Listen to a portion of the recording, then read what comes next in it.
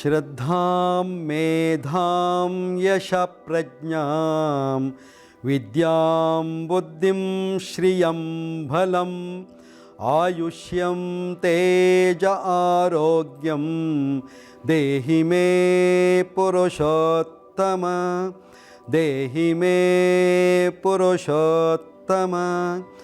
ಓಂ ಶಾಂತಿ ಶಾಂತಿ ಶಾಂತಿ.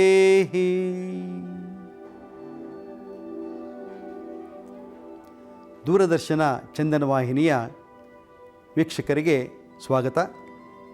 ಇಂದಿನ ಸಂಚಿಕೆಯಲ್ಲಿ ನಾವು ವೆರಿಕೋಸ್ ವೇನ್ಸ್ ಬಗ್ಗೆ ಯೋಗ ಚಿಕಿತ್ಸೆಯ ಮೂಲಕ ಹೇಗೆ ಪರಿಹಾರವನ್ನು ಕಂಡುಕೊಳ್ಬೋದು, ಯಾವ ಯಾವ ಯೋಗ ಚಿಕಿತ್ಸೆಯನ್ನು ಮಾಡಿದರೆ ನಮ್ಮ ವೆರಿಕೋಸ್ ವೇನ್ಸ್ ಸಮಸ್ಯೆ ಪರಿಹಾರ ಆಗುತ್ತೆ ಅನ್ನೋದನ್ನು ನೋಡೋಣ.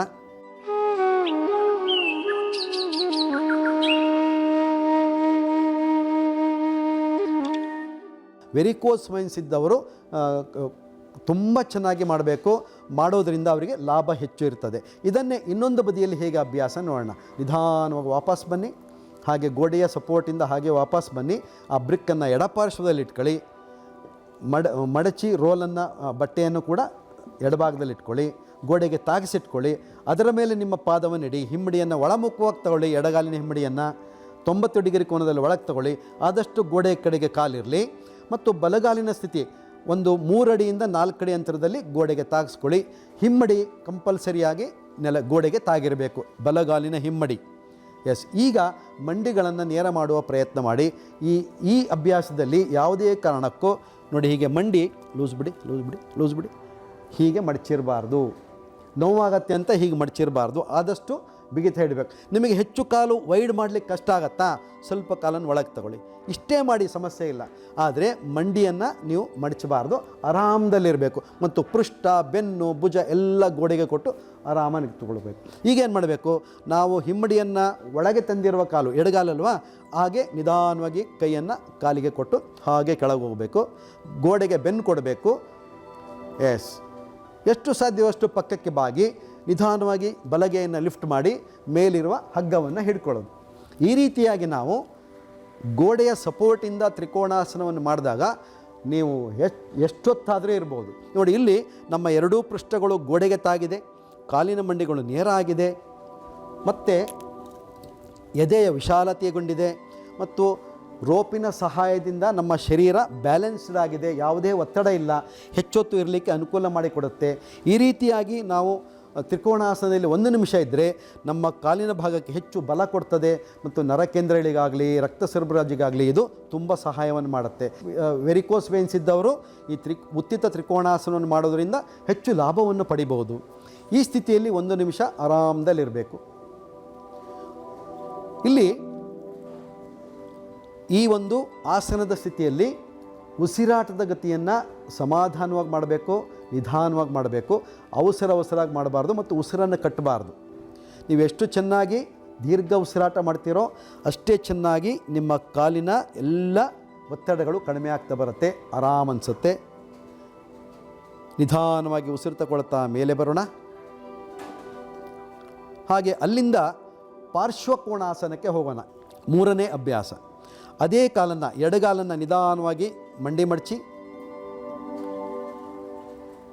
ಆ ಮಂಡಿಯ ಮೇಲೆ ಮೊಣಕೈಯನ್ನಿಡಿ, ಮುಷ್ಟಿ ಮುದ್ರ ಹಾಕಿ ಬೆರಳಲ್ಲಿ. ಈಗ ನಿಧಾನವಾಗಿ ಬಲಗೈಯನ್ನು ಮೇಲೆ ಕೆತ್ತಿ ಆ ರೋಪನ್ನು ಹಿಡ್ಕೊಳ್ಳಿ, ಮೇಲಿರೋ ರೋಪನ್ನು ಹಿಡ್ಕೊಳ್ಳಿ. ಇಡೀ ಶರೀರದ ಹಿಂಬದಿಯ ಭಾಗವನ್ನು ಗೋಡೆಗೆ ಕೊಡಿ. ನೋಡಿ, ಎದೆ ವಿಶಾಲತೆಯನ್ನು ಗಮನಿಸಿ. ನಿಮ್ಮ ಮಡಚಿದ ಕಾಲಿನ ಈ ತೊಡೆಯ ಭಾಗ ಉಂಟಲ್ಲ, ಇದು ನೆಲಕ್ಕೆ ಸಮಾನಾಂತರವಾಗಿರಬೇಕು. ಸ್ವಲ್ಪ ಕೆಳಗಿಳಿರಿ. ಹಾಗೆ ಇದನ್ನು ಎಷ್ಟು ನೀವು ನೆಲಕ್ಕೆ ಸಮಾನಾಂತರವಾಗಿ ಇಡ್ತೀರೋ ಅಷ್ಟು ನಿಮ್ಮ ಕಾಲಿನ ಮೀನಖಂಡದಲ್ಲಿ ಆ್ಯಕ್ಟಿವೇಶನ್ ಆಗುತ್ತೆ. ಸೊ ಈ ಒಂದು ಸ್ಥಿತಿಯನ್ನು ಗಮನಿಸಬೇಕು. ಇದು ಹೀಗೆ ಮೇಲಕ್ಕೆ ಮಾಡಿ ಈ ಸ್ಥಿತಿಯಲ್ಲಿ ಇರಬಾರ್ದು. ಸಾಮಾನ್ಯವಾಗಿ ನಮಗೆ ಮುಂದಕ್ಕೆ ಹೋಗ್ಲಿಕ್ಕೆ ಕಷ್ಟ ಆಗುತ್ತೆ, ಮಂಡಿಯನ್ನು ಮುಂದಕ್ಕೆ ತಗೊಂಡು ಹೋಗ್ಲಿಕ್ಕೆ. ಅವಾಗ ಏನು ಮಾಡ್ತೀವಿ, ಈ ರೀತಿ ಅರ್ಧ ಸ್ಥಿತಿಯಲ್ಲಿ ಇರ್ತೀವಿ. ಇದು ತಪ್ಪು. ಹೇಗೆ ಮಾಡಬೇಕು, ನಿಧಾನವಾಗಿ ಕಾಲಿನ ಮಂಡಿಯನ್ನು ಮುಂದಕ್ಕೆ ತಳ್ತಾ ನಿಮ್ಮ ಹಿಮ್ಮಡಿಯ ನೇರವಾಗಿ ನೀವು ಮಂಡಿಯನ್ನು ಇಡಬೇಕು. ಅವಾಗೇನಾಗತ್ತೆ, ನಮ್ಮ ತೊಡೆಯ ಭಾಗ ಗೋಡೆಗೆ ನೆಲಕ್ಕೆ ಸಮಾನಾಂತರವಾಗಿರುತ್ತೆ. ಈ ಸ್ಥಿತಿಯಲ್ಲಿ 1 ನಿಮಿಷ ಇರಲಿಕ್ಕೆ ಪ್ರಯತ್ನ ಮಾಡೋದು. ಹೀಗೆ ನಿಧಾನವಾಗಿ ವಾಪಸ್ ಬನ್ನಿ. ಆ ಬ್ರಿಕ್ಕನ್ನು ಬಲಗಡೆ ಇಟ್ಕೊಳ್ಳಿ. ರೋಲ್ ಮಾಡಿದ ಬಟ್ಟೆಯನ್ನು ಬಲಗಡೆಗೆ ತನ್ನಿ. ಗೋಡೆಗೆ ತಾಗಿಸಿಕೊಳ್ಳಿ. ಅದರ ಮೇಲೆ ಮೊದಲು ಕಾಲನ್ನು ಇಡಿ, ಭದ್ರಗೊಳಿಸಿಕೊಳ್ಳಿ. ಹಿಮ್ಮಡಿಯನ್ನು ಒಳಮುಖವಾಗಿಟ್ಕೊಳ್ಳಿ. ಎಡಗಾಲಿನ ಪಾದದ ಹಿಮ್ಮಡಿಯನ್ನು ಗೋಡೆಗೆ ತಾಗಿಸಿಟ್ಕೊಳ್ಳಿ. ಎರಡೂ ಕಾಲಿನ ಮಂಡಿಯನ್ನು ನೇರ ಮಾಡಿ ಮುಂದೆ ನೋಡ್ತಾ ಪೃಷ್ಠವನ್ನು ಗೋಡೆಗೆ ತಾಗಿಸಿ, ಬೆನ್ನಿನ ಭಾಗವನ್ನು ಗೋಡೆಗೆ ತಾಗಿಸಿ, ಎರಡೂ ಭುಜಗಳನ್ನು ಗೋಡೆಗೆ ತಾಗಿಸ್ಲಿಕ್ಕೆ ಪ್ರಯತ್ನ ಮಾಡಿ. ಎಸ್, ಈಗ ನಿಧಾನವಾಗಿ ಬಲಗಾಲಿನ ಮಂಡಿಯನ್ನು ಹಾಗೆಯೇ ಮಡಿಸ್ತಾ ಬನ್ನಿ. ಮುಂದಕ್ಕೆ ಮಡಿಸ್ತಾ ಹೋಗಿ, ಪಕ್ಕಕ್ಕೆ ಮಡಿಸ್ತಾ ಹೋಗಿ. ಎಸ್, ಅದರ ಮೇಲೆ ನಿಮ್ಮ ಮೊಣಕೈಯನ್ನು ಊರಿ ಫೋರ್ ಆರ್ಮನ್ನು ಅಲ್ಲಿ ಸಪೋರ್ಟ್ ತಗೋಬೇಕು, ಮುಷ್ಟಿ ಮುದ್ರದಲ್ಲಿರಬೇಕು. ಈ ಭುಜಗಳನ್ನು ಗೋಡೆಗೆ ತಾಗಿಸ್ಬೇಕು. ನಂತರ ನಿಧಾನವಾಗಿ ಎಡಗೈಯನ್ನು ಮೇಲಕ್ಕೆತ್ತಿ ಆ ರೋಪನ್ನು ಹಿಡ್ಕೊಳ್ಳಿ. ಆರಾಮದಲ್ಲಿ ಮಂಡಿ ನೇರ ಮಾಡಿ. ಸಹಜವಾದ ಉಸಿರಾಟವಿರಲಿ. ಈ ರೀತಿಯಾಗಿ ಬಲ ಮತ್ತು ಎಡಪಾರ್ಶ್ವದಲ್ಲಿ ಸಮನಾಗಿ ನಾವು ಅಭ್ಯಾಸವನ್ನು ಕೊಟ್ಟಾಗ ಇಡೀ ಶರೀರದ ಎರಡೂ ಕಾಲುಗಳು ಉನ್ನತ ಶ್ರೇಣಿಗೆ ಹೋಗ್ತವೆ. ಅಲ್ಲಿರುವ ಎಲ್ಲ ಒತ್ತಡ ಕಡಿಮೆ ಆಗುತ್ತೆ ಮತ್ತು ಬಲಿಷ್ಠವಾಗುತ್ತೆ. ವೆರಿಕೋಸ್ ವೈನ್ಸಲ್ಲಿ ಈ ರೀತಿಯ ಅಭ್ಯಾಸಗಳು ತುಂಬ ಪ್ರಾಮುಖ್ಯತೆಯನ್ನು ಪಡೆದಿದೆ. ಪಾರ್ಶ್ವಕೋಣಾಸನ. ಎಸ್, ನಿಧಾನವಾಗಿ ವಾಪಸ್ ಬನ್ನಿ. ಎರಡೂ ಕಾಲನ್ನು ಹತ್ತಿರ ತನ್ನಿ. ಗೋಡೆಗೆ ಹೊರಗೆ ಇರಿ. ಸ್ವಲ್ಪ ಹೊತ್ತು ಹಾಗೆ ವಿಶ್ರಾಂತಿಯನ್ನು ಪಡೆಯಿರಿ. ಈಗ ಒಂದು 2 ಹೆಜ್ಜೆ ಮುಂದಕ್ಕೆ ಹೋಗಿ ನಿಧಾನವಾಗಿ ಹೋಗಿ ನಡೀತಾ ಬನ್ನಿ. ಸಹಜವಾದ ನಡಿಗೆ. ಎಸ್, ಹಾಗೆ ಹಿಂದಕ್ಕೆ ಹೋಗಿ ನಿಧಾನವಾಗಿ ನಡಿಗೆ. ಎಸ್, ಮತ್ತೊಮ್ಮೆ ಮುಂದಕ್ಕೆ ಹೋಗಿ. ಈ ರೀತಿಯಾಗಿ ನಿಲುಭಂಗಿಯ ಅಭ್ಯಾಸ ಆದಮೇಲೆ ಸ್ವಲ್ಪ ಸಹಜವಾದ ನಡಿಗೆಯನ್ನು ಮಾಡಿದಾಗ ನಮ್ಮ ಕಾಲಿನಲ್ಲಿ ಏನಾದರೂ ವ್ಯತ್ಯಾಸ ಆಗಿದ್ದರೆ ಅಥವಾ ಒತ್ತಡವಾಗಿದ್ದರೆ ಅದೆಲ್ಲ ರಿಲ್ಯಾಕ್ಸ್ ಆಗುತ್ತೆ, ಆರಾಮ ಅನ್ನಿಸ್ತದೆ. ಇದು ನಿಲುಭಂಗಿಯಲ್ಲಿ ಮಾಡುವ ಅಭ್ಯಾಸಗಳು. ಈಗ ನಿಂತು ಮಾಡುವ ಅಭ್ಯಾಸದ ನಂತರ ಉತ್ತಿತ ದ್ವಿಪಾದಾಸನದ ಪ್ರಕಾರಗಳನ್ನು ನೋಡೋಣ.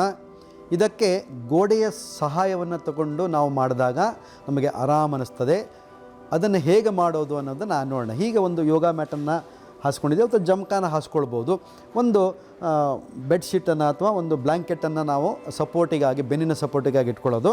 ಹಾಗೆ ನಿಧಾನವಾಗಿ ಈ ರೋಪನ್ನು ಹಿಡ್ಕೊಳ್ತಾ ಹಾಗೆ ಕೂತ್ಕೊಳ್ಳಿ ನೆಲದಲ್ಲಿ. ಎರಡೂ ಕೈಯಿಂದ ಹಿಡ್ಕೊಂಡು ನಿಧಾನವಾಗಿ ಆ ಯೋಗ ಮ್ಯಾಟ್ ಮೇಲೆ ನಡುವೆ ಬಂದು ಪೃಷ್ಠವನ್ನು ಗೋಡೆಗೆ ತಾಗಿಸಿ, ಎರಡೂ ಕಾಲನ್ನು ಗೋಡೆಗೆ ತಾಗಿಸಿ, ಬೆನ್ನನ್ನು ಗೋಡೆಗೆ ಕೊಟ್ಟು ತಲೆಯ ಭಾಗಕ್ಕೆ ಈ ಸಣ್ಣದಾದಂಥ ಒಂದು ತಲೆದಿಂಬನ್ನು ಇಟ್ಕೊಂಡು ಆರಾಮದಲ್ಲಿ ಈ ರೀತಿ ಮಲಗೋದು. ನೋಡಿ, ಈ ರೀತಿ ನಾವು ಮಲಗಿದಾಗ ನಮ್ಮ ಕಾಲಿನ ಭಾಗವನ್ನು ನೋಡಿ, ಪಾದದ ಭಾಗ ಮೇಲ್ಮುಖವಾಗಿದೆ, ಪೃಷ್ಠದ ಭಾಗ ಕೆಳಮುಖವಾಗಿದೆ, ತಲೆಯ ಭಾಗವು ಕೂಡ ಕೆಳಮುಖವಾಗಿದೆ. ಈ ಸ್ಥಿತಿಯಲ್ಲಿ ನಮ್ಮ ಕಾಲಿನ ಭಾಗಕ್ಕೆ ವಿಶೇಷವಾದ ಅಭ್ಯಾಸ ಆಗತ್ತೆ. ಇಲ್ಲಿ ರಕ್ತ ಸರಬರಾಜಿನ ವ್ಯವಸ್ಥೆ ತುಂಬ ಚೆನ್ನಾಗಿ ನಡೆಯುತ್ತೆ.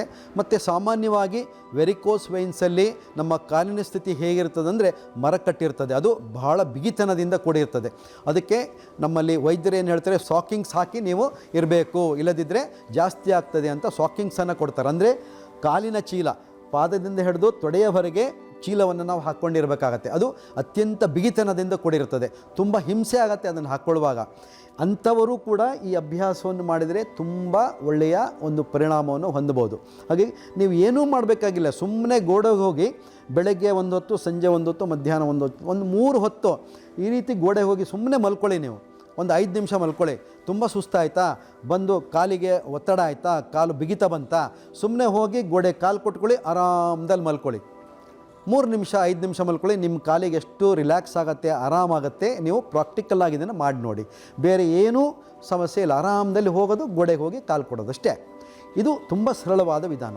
ಇದರೊಂದಿಗೆ ಕೆಲವು ಅಭ್ಯಾಸವನ್ನು ನೀವು ರೂಢಿ ಮಾಡಿಕೊಂಡ್ರೆ ಇನ್ನಷ್ಟು ನಮಗೆ ಅನುಕೂಲವನ್ನು ಕೊಡುತ್ತದೆ. ಆ ಪ್ರಕಾರಗಳು ಹೇಗೆ, ಅಭ್ಯಾಸಗಳು ಹೇಗೆ ಅನ್ನೋದನ್ನು ಈಗ ಒಂದೊಂದಾಗಿ ನೋಡ್ತಾ ಬರೋಣ.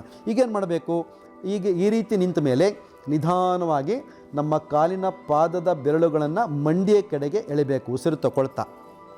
ಹಾಗೆ ನಿಧಾನವಾಗಿ ಉಸಿರು ಬಿಡ್ತಾ ಪಾದವನ್ನು ಆಕಾಶದ ಕಡೆಗೆ ಎಳಿಬೇಕು, ಮೇಲ್ಮುಖವಾಗಿ ಎಳಿಬೇಕು. ಉಸಿರು ಬಿಡ್ತಾ ನೋಡಿ, ಉಸಿರು ತಗೊಳ್ತಾ ಹಾಗೆಯೇ ಮಡಚೋದು. ನಿಧಾನ ಉಸಿರು ಬಿಡ್ತಾ ಮೇಲಕ್ಕೆ ಎಳೆಯೋದು. ಬ್ರೀತ್ ಔಟ್ ಮಾಡ್ತಾ ಪಾದವನ್ನು ಮೇಲ್ಮುಖವಾಗಿ ಎಳೆಯೋದು. ಬ್ರೀತ್ ಇನ್ ಮಾಡ್ತಾ ನಿಧಾನವಾಗಿ ಪಾದವನ್ನು ಕೆಳಮುಖವಾಗಿ ಮಂಡಿಯ ಕೆಳಗಿಳಿಯೋದು. ಅಷ್ಟೇ, ನಿಧಾನವಾಗಿ ಉಸಿರಾಟದೊಂದಿಗೆ ಈ ಪಾದವನ್ನು ಆ್ಯಕ್ಟಿವೇಟ್ ಮಾಡೋದು.